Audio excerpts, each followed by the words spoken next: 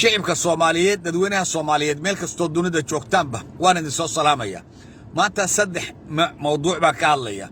waxaan ka hadlayaa nin Hargeysa jooga oo la yiraahdo Koore oo ku hadla mag afka Somaliland amba systemka Somaliland ku hadla baan rabaa inaan u jawaabo waxa kale oo rabaa inaan la hadlo maamadii dhashay ninkii dadka Soomaaliyeed ee geeriyooday ee tacsida u taaliyo kuwa dhintaba ku farxayay Hargeysa jooga ayaan rabaa maamada inaan la hadlo waxa kale oo ugu dambeyn rabaa inaan la hadlo Xasan Dhiiqo oo de faral noo ah inaan ka hadlo waxa uu sameeyo amba qaladaadkiisa tilmaano waa waajib bay nagu tahay anagu ummadda Soomaaliyeed kuwa ma yeedhaanka Soomaali weyn baan afkoodu ku hadalaa marka aad baan idin salaamaya waxa jira wax la yiraahdo house nigger baa dunida jiraya waa adoonka guriga ninka gaalka ee u shaqeeyo ama ninkan oo adoonka u yahay ayuu afkiisa ku hadlaa wuxuu aflagaadayn jiray amba caay jiray amba u dili jiray dadka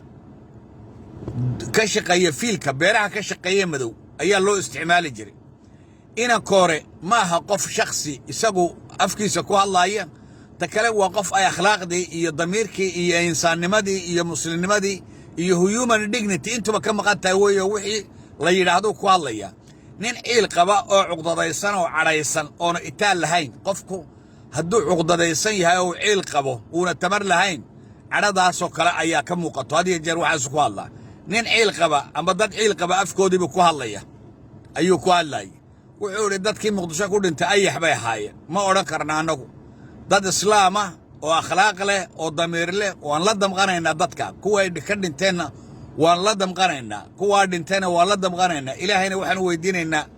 naxariis janno inuu siiyo kuwa ay ka hadhay ee ka badbaadana waxaan leenahay Allah id caafiyo ayaan leenahay isaguna halka intuu la soo fadhiisto waxaas waxaan xawayaan wuxuu ku sheegay ayax marka waa qof dhintay weeyaan ina Koore wuxuuna ku hadlayaa afka reerka qolada Somaliland buu ku hadlaya iyaga laga rabaa inay dhinay gareeyaan oo yiraahdaan waxaas anagu kuma jirno iyaga laga rabaa inay apologize ka bixiyaan wixii ku hadlay oo xun qaacay ummadii dhimatay iyo dadkoodii iyo Soomaali oo dhanba uu ku xun qaacay waxaan leenahay waa inaad xal ka bixisan intaanu nagu shumin una xaar ummadda ku sii day hadduu wax tarayo oo nin wax qabanayo wax dhibayaan maalin walba laas caanood 100 qof baa lagu dilaa oo reerka uu la joogay dilaan اسلمت الدشا كما هالله مركا وقفا حرهين قفكو مركو حريه وحضونه قال لك كرا دميركي سنه اكسرسايز غرين كرا لكن وانا دنتي انا كوره وانا دنتي وانا اركايو انسان لا عنده ضمير ويان هيومن ديجنتي waxa la yiraahdo mare waxaan rabo kala Allah raba maamadii dhashay ninkii ummadda Soomaaliyeed aflageedana wixii dhintay iyo waxa nool bacaayay maalin walba dadka dhintacaaya ayaan rabaa in la hadlo mama duruuf fara badan baa ka muuqata adiga dayax fara badan baa ka muuqata noloshaadu aad iyo aad ayay u liidataa waxba ma haysatay sida ay muuqata haddii noloshaada in wax laga qabto loo baahdana hay'ad wax ka hooseyso wax ka qaban kara ma jirto maca dalika kii aad korisay adigu waxa yidhi aniga koriyo ma ku soo koriyo kii aad korisay ummadii buu caayaya damiirkii baa ka maqan akhlaaq xumaad male ku korisay baan oran karaa akhlaaqana male insaannimo kuma jirto damiirnimo kuma jirto dadnimo kuma jirto human dignity waxa la dhaxtaa male hatta kuwa Muqdisho maalin walba oo caaya ma ahayn Hargeysa maalin dhaweey dad mudaharaad ayo laay isagoo caaya la soo diray on arkay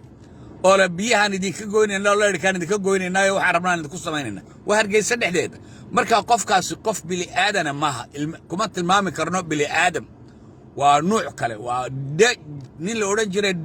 Jeffrey Dahmer oo dadka cuni jiray badahooya dhashay kuwa gaangiska ee dadka dila ee silsiladaha ku xidhanna hooya dhashay marka adigu hooyanimo waan dareemaynaa inaad hooyo tahay oo xaqii hooyanimo waa sax waan ka xunahay laakiin wixii aad dhashay dunida ku soo kordhisay waxa weey nijaas wasakha oo ummadii aan ka xishoonayn oo Ilaahay ka baqayn oo islaamnimo garanayn oo dadnimo garanayn oo siyaada ay ku tahay inuu bili aadan ahaado dharka xidho ayaa dunida ku soo kordhisay maamo Ilaahay ka cafiyo wuxuu dhibaato geystay amba wixii adiga dhibaato ka soo gaaray laakiin qof ma dalin waxa dhashay waa waxa ummadda dunida oo dhan ay arkaysay habaarayso Ilaahay ku agmariyo adiga Ilaahay adiga ha ku agmariyo habaarka ummaddu ay habaarayaan way wax shakhsi bili aadan ma waa nijaas kansar ummadda Soomaaliyeed dhex fadhiyo way oo Ilaahay ummadda Soomaaliyeed ku soo dhex tuuray تكلي waxaan rabaa inaan xasan dhiiqo la hadlo xasan dhiiqo kaba ka waaweyn buu xidhay waaniga arkayo kolba dhan buu socdaa qarankii Soomaaliyeed ma jiro halkii ugu dambeysay ayay marayaan waxba isaga kaba galin wixii dhimanayo wixii laasay wixii la qarxinayo waxba kaba galin wakiilaha Kenya isagoo jooga anaga qaraxa Muqdisho nama dhibo waxba nama yeelo waanu baranay marka iminkana intii buu la soo wareegaya wadamada la soo maraya qaraxa waanu baranno waxba nama yeelo kuwii wax qarxinayna way la joogan waxa la jooga